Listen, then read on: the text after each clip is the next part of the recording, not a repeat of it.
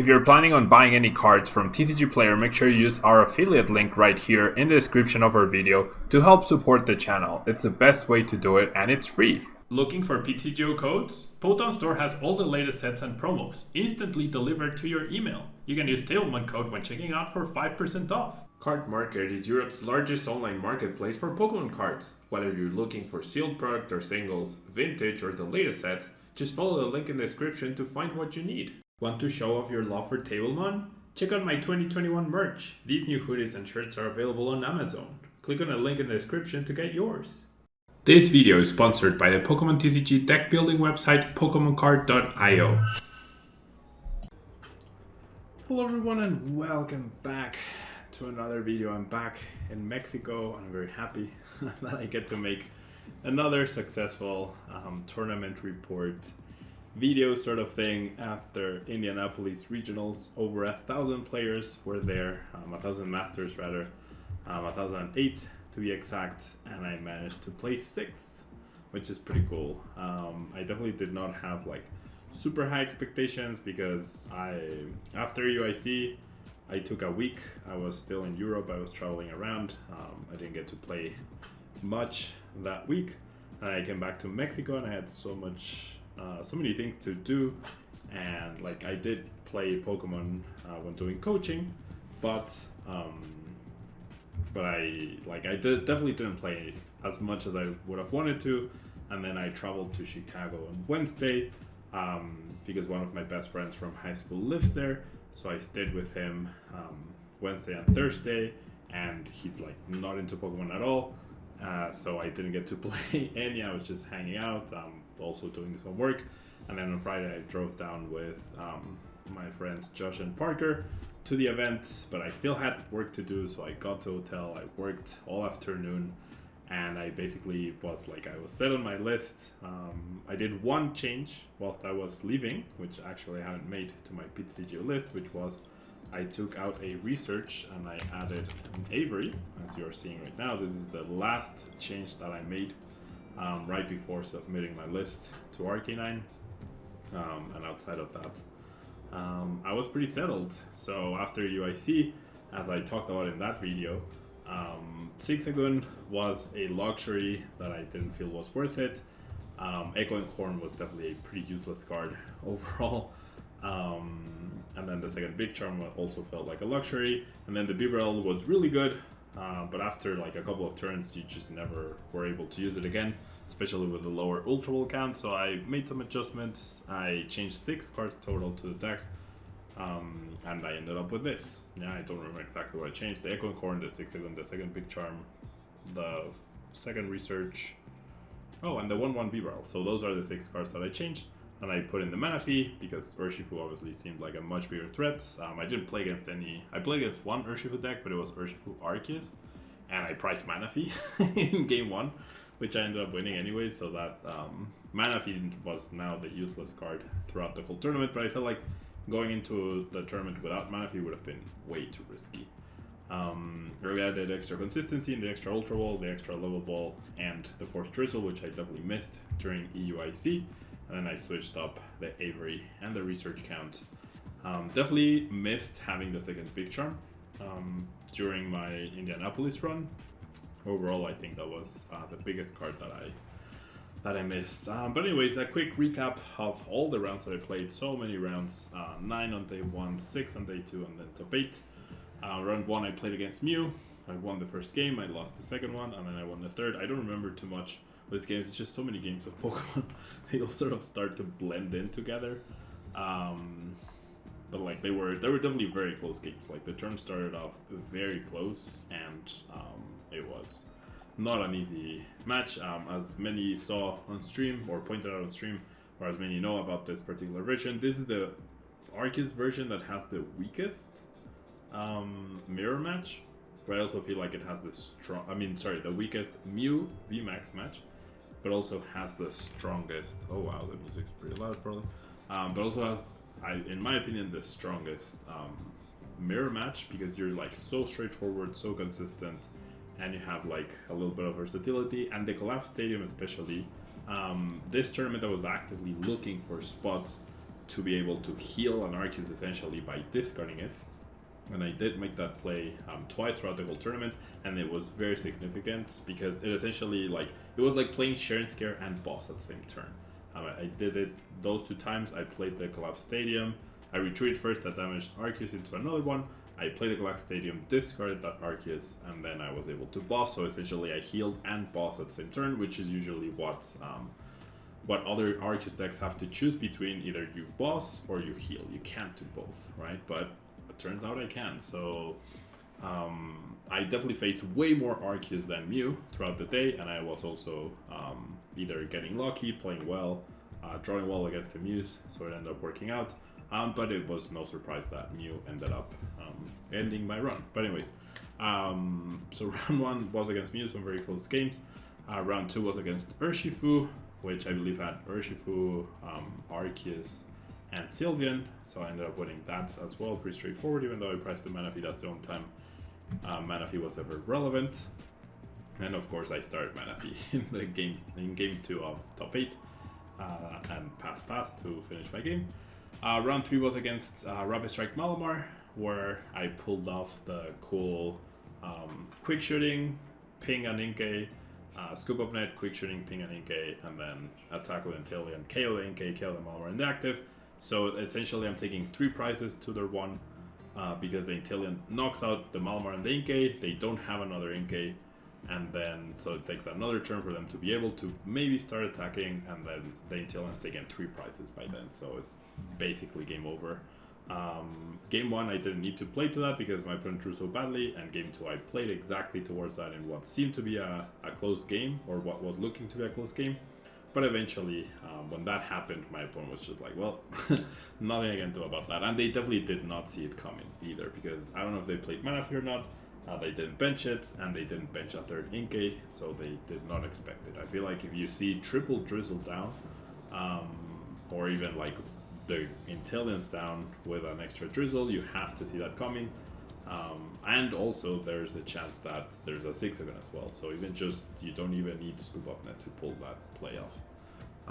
But anyways, round 4 I played against Dark Arceus, and I bricked back-to-back games and I lost. So exactly the same as my EUIZ start. I started 3-0, then lost round 4. This wasn't on stream though, which was cool, not to lose again on stream.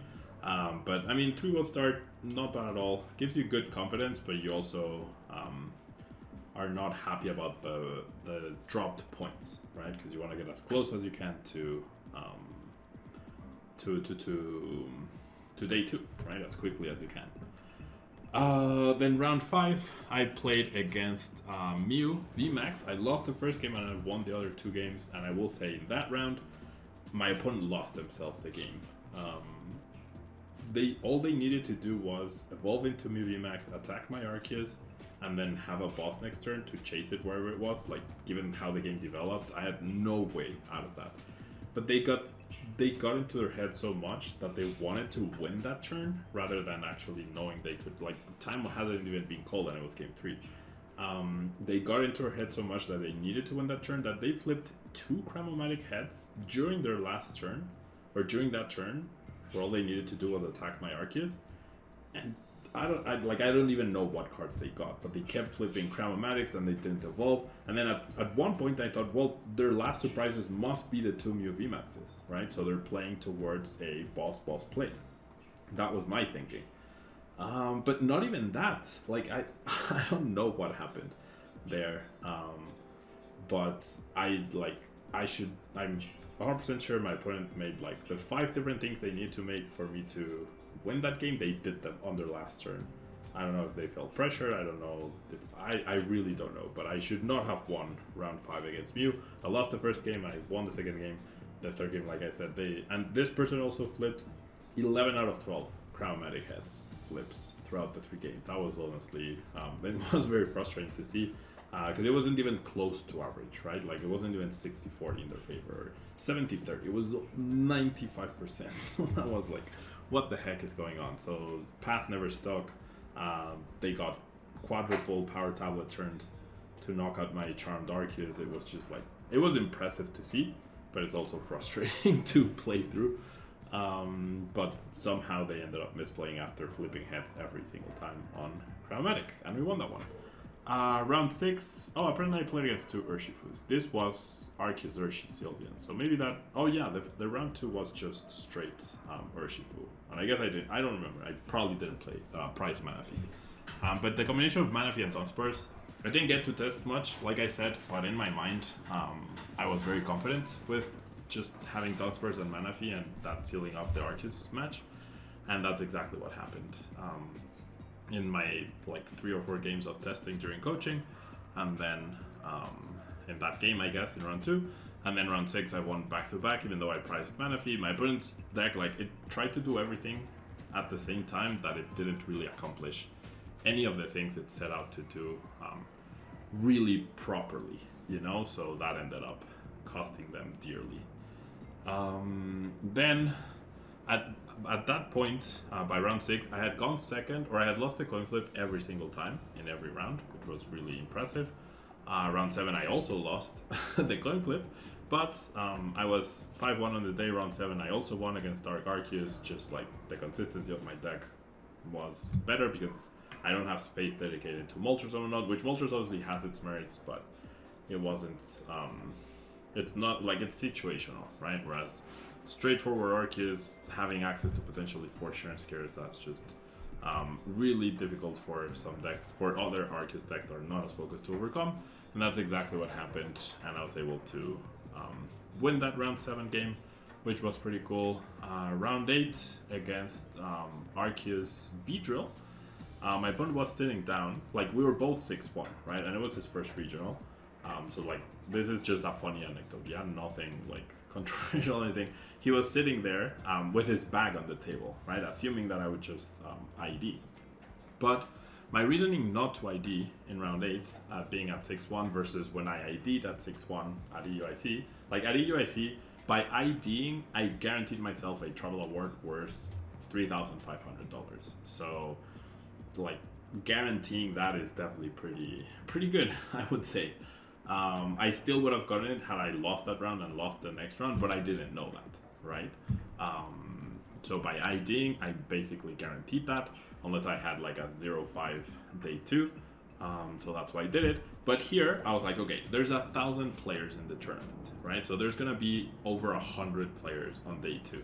So if I go in for some reason at 19 points into day 2, not only do I need to go basically 6-0, or 5-0 almost, 5-0. Yeah, I need to go 5-0-1 or 6-0 on day 2 to get to top 8. I also I could actually end up having a bad day and playing so many extra rounds just to finish in top 128 once again. So I didn't think that was worth my time. I would have preferred not to do that. So I decided to play it out, because if I won, I'd be in a much better position to be able to access top 8, right? Which I did. But if I lost, then I could just ID and guarantee myself. So I felt like playing that round in particular was better than IDing that one and playing the last one. And I ended up winning, right? Which was pretty cool. My opponent was surprised that I didn't ID, and he was pretty nervous that he wasn't going to get the ID in the last round, but he did, which I was very happy for him.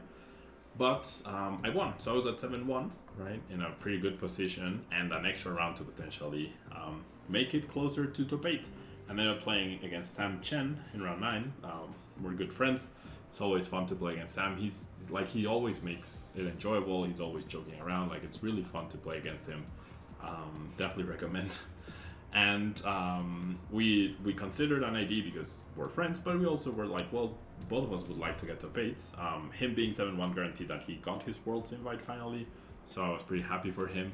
And we ended up playing it out. I do want to say, in round 8, I won my first coin flip of the day. In round 9, I won my next coin flip of the day. And so I won first, and in Darkest Mirror, that's usually a pretty big advantage. So I won game 1, and that took a while. And then game 2 also took a while. And I misplayed. by not benching a Sobble. Time got called, and I basically, if I had access to a Sharon Scare, I could have scooped up my Arceus and prevented Sam from winning the game. handing me the win for the round and putting me at 8-1. However, I didn't bench that Sobble because in my mind I was still thinking about like Share and Scare but looping the Arceus to still be able to attack because I was in this winning mentality.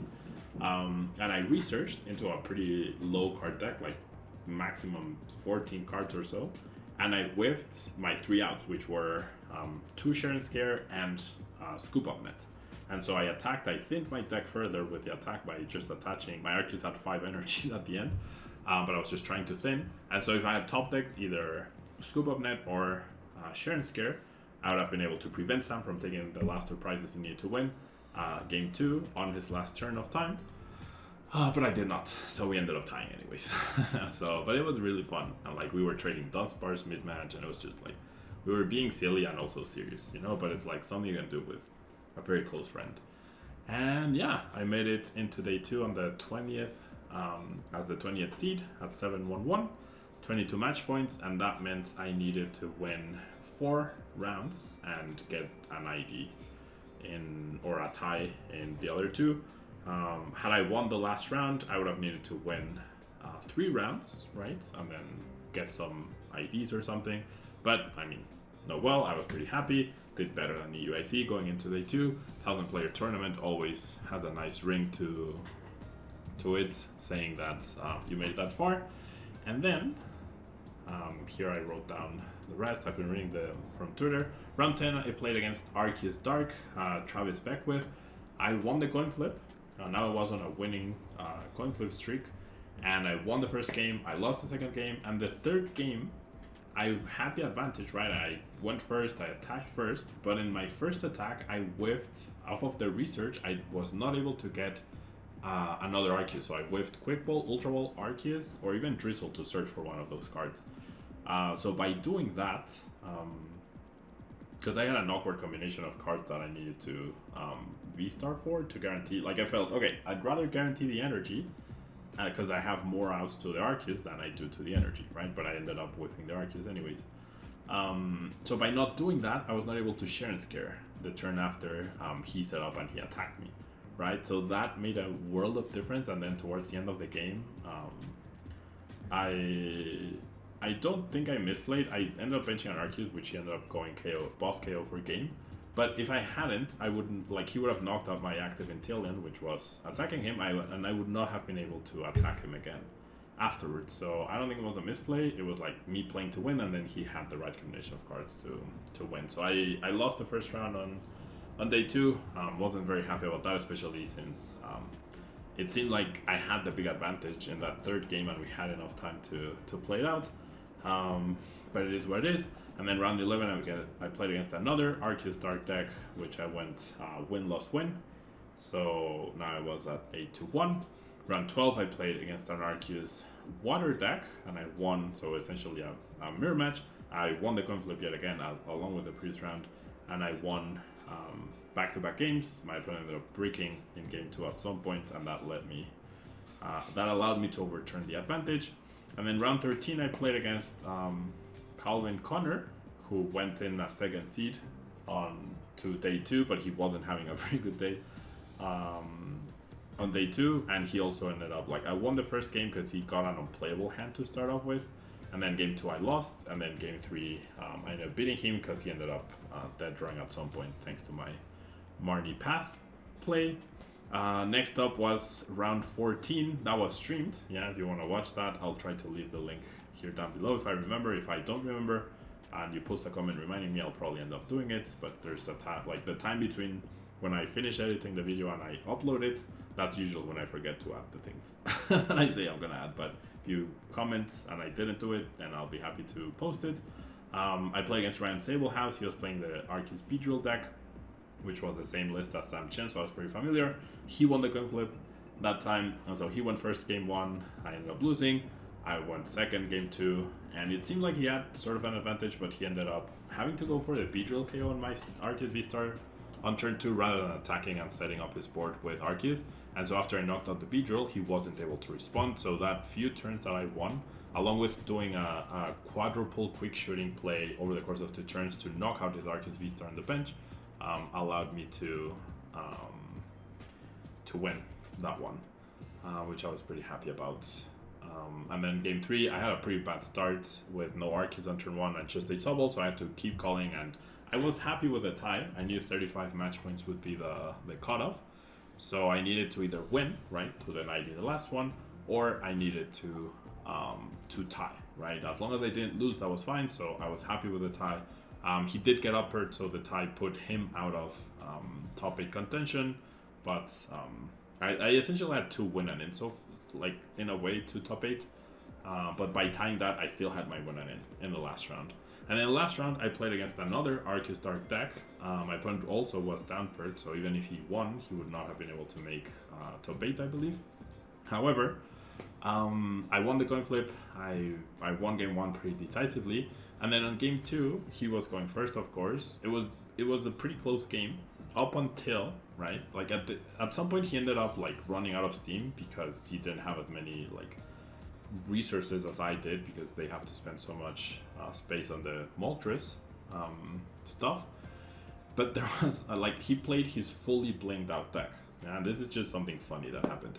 He played his fully blinged out deck with everything golden, like golden Big Charm, golden energies, golden Arceus VSTAR. Everything was max rarity except the Arceus Vs. He didn't have the alternate art, he was choosing the regular art. But towards the end of the game, he played Share and Scare, and his benched Arceus had, like, it was stacked as with the Arceus VSTAR, 2 energies, and a Big Charm, right? But the Big Charm, like, it's super gold, just like the energies and just like the capture energy. So I believe he mistook that 3rd card attached to his Arceus VSTAR as an energy instead of the Big Charm, right? So he played Share and Scare, picked up the active Arceus, promoted that one that had the 2 energies plus the Big Charm attached. He benched the Arceus and attached to the bench Arceus. So now both Arceus had 2 energies essentially, but neither could attack. And then he announced Trinity Nova. I of course stopped him before he went into his deck. Like, I knew it was coming, I was waiting for it, right? He said Trinity Nova. He was about to grab his deck, and I stopped him. And I told him like, no, you only have 2 energies. And I spread out his cards to show him, because he hadn't noticed. And then he went like, uh-oh, whoops. And then he immediately shook my hand because there was no coming back from that. So that felt like a cool way to, not a cool way, but that was like an interesting way to finish the day. I was like pretty, okay, I made it, right? 35 match points, I was pretty happy. I knew I was in top 8. And then I ended up getting paired against Andrew Estrada, the 2014 world champion. And I didn't do much in that game. Game 1, I won the coin flip, and I went Drizzle, bench Arceus attached to it. I mean, Sobble, bench Arceus attached to it, and he was playing Pokemon Catcher. So throughout the whole of his first turn, he got like double raw battle VIP pass. He flipped heads on Pokemon Catcher, brought up my Arceus, found the Alessa Sparkle attached to the Meloida, knocked out my Arceus, and like I was done there and then. Like, no Arceus in play, nothing to threaten, nothing to respond. So I was done right there.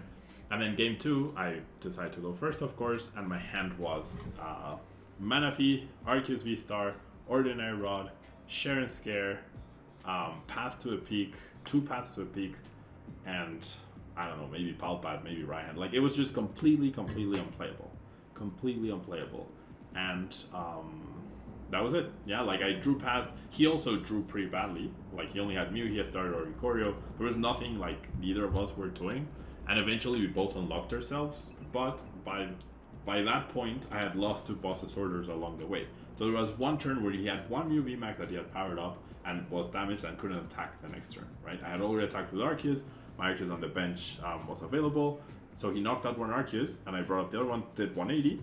And then the next turn, he retreated. If I would have had access to a boss, right, which both were in the discard pile, I would have been able to knock out his Mew VMAX, and he had no response after that. And I would have been at 2 prizes, and all I needed to do was KO a Genesect or something.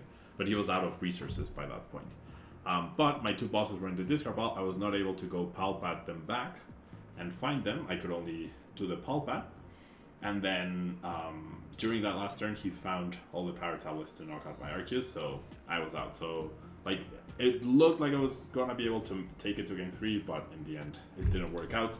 And as I mentioned at the beginning, this list definitely has the weakest Mew VMAX matchup out of all of them, out of all the Arceus variants, with no dark Pokemon or with no Beedrill, you can definitely struggle quite badly. Against Mew, depends on their resource. Like, it depends a lot on their resource management and how they approach the matchup and what they do and how they, like, their starting hand or whatnot, and if or the Marnie path sticks. But I think against a very skilled Mew player, you are definitely unfavored with this list. So I felt very comfortable with my Mew matchup on day one. I definitely got lucky against Calvin Connor in day two, and then my luck ran out against Andrew. So which is fair, right? And yeah, pretty happy. Hope you enjoyed this extra long report because there was so many rounds. And I don't know, there was so much to talk about, a few funny anecdotes as well. And I'm pretty happy. Yeah, like, I definitely felt like Salt Lake City was me going back to, like, well, Pablo, wake up, right? It's back and get going. And then UIC, I was pretty happy because I hadn't made a day 2 at an IC in 5 years and whatnot. And I felt like I was also very close to top 8ing that tournament. Had luck been a little bit more in my favor in some situations. And yeah, someone told me on Twitter, like, do you still feel like you don't have the luck necessary to compete? And to a certain extent, I still believe, which might be wrong, but it's something that I've internalized my whole life basically, that with a little bit of more average luck on my side, I could have done even better at this event. But I also feel like Brilliant Stars definitely changed the game surprisingly a lot. And playing this deck, like, over the course of 3 or 4 turn games when we had the VMAX era, there were very few decisions to make, right? So there were very few instances where you could either build an advantage or have your opponent, like, make a mistake and take advantage of that, right? But now with Arceus, you have all these options, right? Look at all the singles that I'm playing, whereas before it was just like 4 of everything.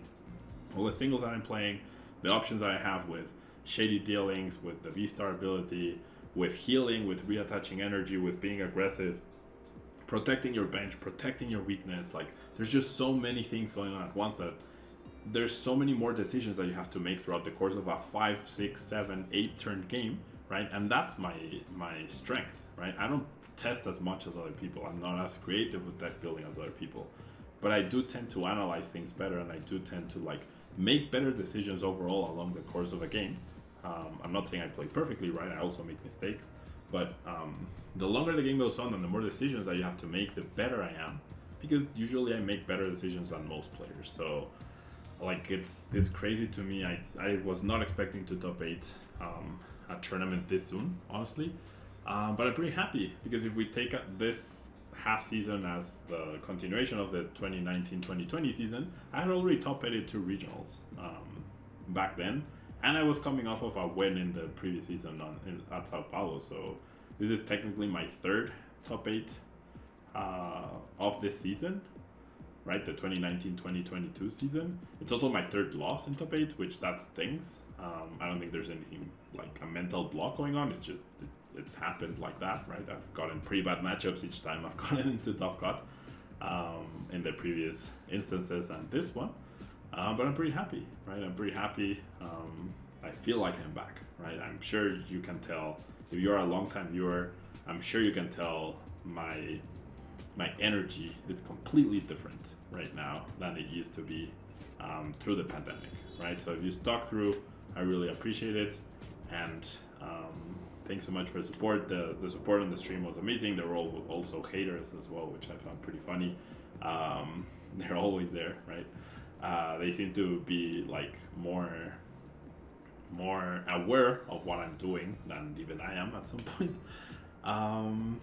And yeah, thanks so much for the support, for all the kind words on Twitter, Facebook, Instagram, Twitch, here on YouTube. There's just so many things to keep up. I wish I could respond directly and privately to each of you, but really thank you so much for your support. I'm feeling the love right now, and I'm going to, I believe, every event that's left over. I'm going to New Jersey, I'm going to Vancouver, I'm going to, I think 90% sure I'm going to Milwaukee. I'm definitely going to NAC, and I'm definitely going to World. So if you're there, always feel free to come up, say hi, have a small chat.